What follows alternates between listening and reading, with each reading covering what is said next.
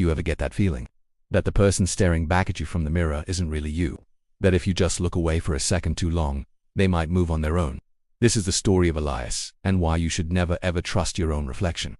Elias hated mirrors. He always had.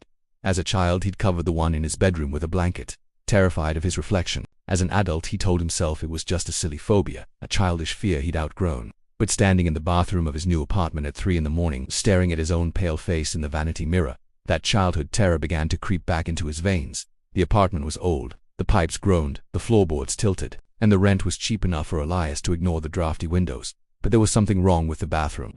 No matter how warm he kept the heater, the air in that small tiled room was always freezing. He was brushing his teeth, the rhythmic scrubbing the only sound in the silence of the night. He bent down to spit the toothpaste into the sink, keeping his eyes closed to avoid the water splashing back up. When he straightened up and opened his eyes, he froze. His reflection was still bent over the sink. Elias blinked, his heart skipping a beat. The movement was subtle. He told himself it was a trick of the light, a residual image on his retina. He stared hard at the mirror.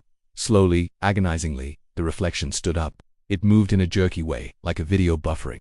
When it finally stood straight, it wasn't holding a toothbrush. Elias's own hand was trembling, gripping the toothbrush so hard his knuckles were white. But in the mirror, his hand was relaxed, empty. He stumbled back, dropping the toothbrush into the sink with a loud clatter. The sound echoed violently in the small room. The reflection didn't flinch. It just stared at him with a wide, unblinking smile. Elias turned on the faucet, splashing cold water on his face. Wake up, he thought. You're exhausted, you're dreaming. He looked up again. The reflection was gone. Or rather, he was gone. The mirror showed the bathroom behind him, the shower curtain, the towel rack, but the space where Elias should have been standing was completely empty. Panic seized him. He spun around to look behind him. The bathroom was empty. He was alone. He looked back at the mirror. Still empty. Okay, he whispered, his voice shaking. Okay, this is fine. He backed out of the bathroom, keeping his eyes fixed on the glass. As soon as he stepped into the hallway, the mirror flickered. For a split second, the reflection of the empty bathroom vanished, replaced by an image of a dark, cavernous room filled with writhing shadows. Then it was just a mirror again. Elias ran to his bedroom and slammed the door.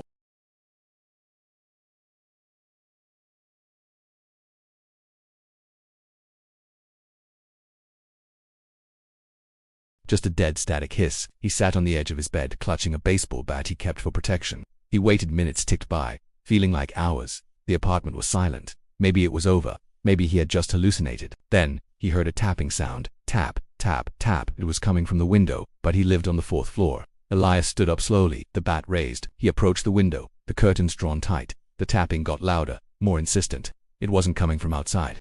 It was coming from the mirror in the hallway. He realized with a jolt of horror that he had left the bathroom door open. Tap, tap, tap. It was the sound of fingernails against glass. He crept toward the hallway. The darkness seemed to thicken, swirling like smoke. He reached the bathroom doorway.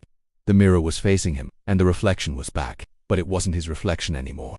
Standing in the mirror was a tall, lanky creature that looked like a twisted version of Elias. Its limbs were too long, its skin was gray and corpse-like, and its eyes were solid black voids. It wasn't mimicking him. It was replacing him.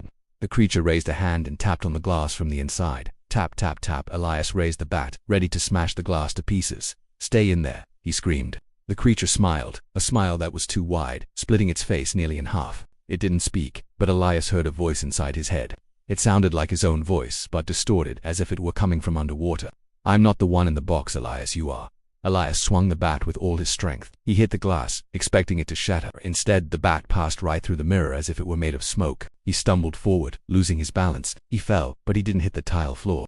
He landed on a cold, hard surface that felt like glass. He looked up, disoriented. He was standing in a small, tiled room. In front of him was a large, clear pane of glass. And on the other side of the glass, he saw his bedroom. He saw his own body, standing in the hallway, lowering a baseball bat with a satisfied smirk.